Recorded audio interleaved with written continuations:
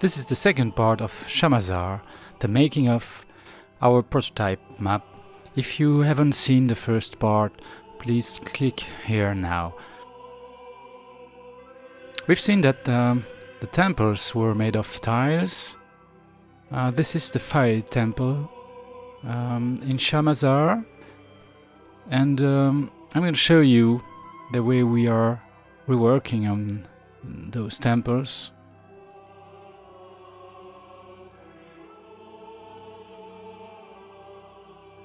Like the other tiles, we first import the voxel information and create a polygonal version with the exact same topology as the original voxel data, which creates a lot of tiny polygons.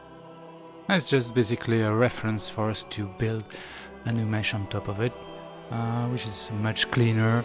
And as you can see, we create a mesh with a kind of a grid, which enables us to paint per vertex data again to blend various textures. We have wall textures of different kinds. We have some moss that we can add to add some variety onto the base texture.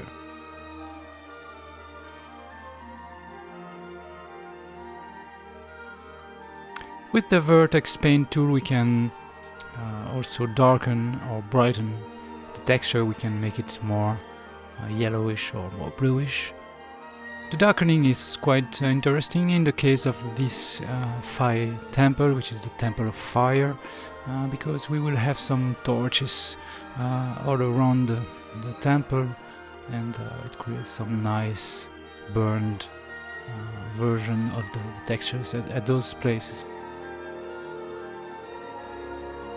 It's worth noting that the shaders for the building aren't using the triplanar mapping system that we use for the organic tiles, I would say, but rather regular UV mapped meshes.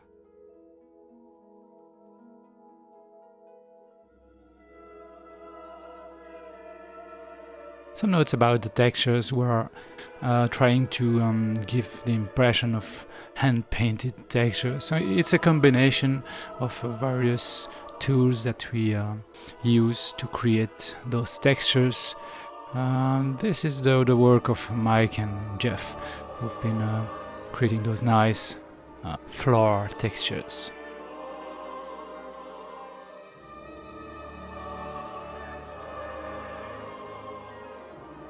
Now the sky in the original Outcast was made of basically a single large painting wrapped around the environment like a cylinder, and we wanted to create really dynamic and 3D sky, and let's have a look at how the moons were created.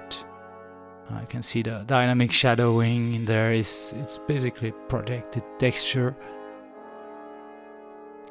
And to create the moon, we start by creating a sculpt of the moon in 3D code. This is the voxel sculpting application again.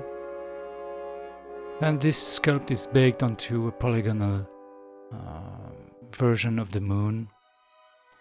And textures are generated through that projection to bake the normal, which is the detail for the lighting, and then the texture itself is painted on top of that.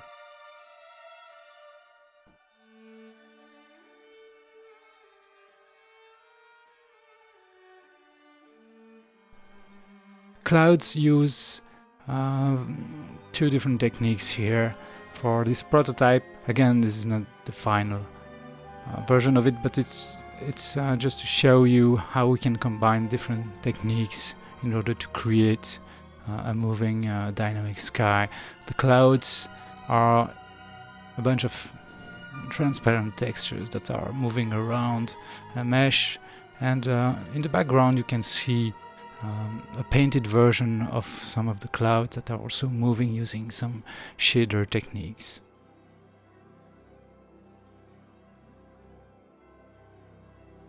Thanks for your time and talk to you soon.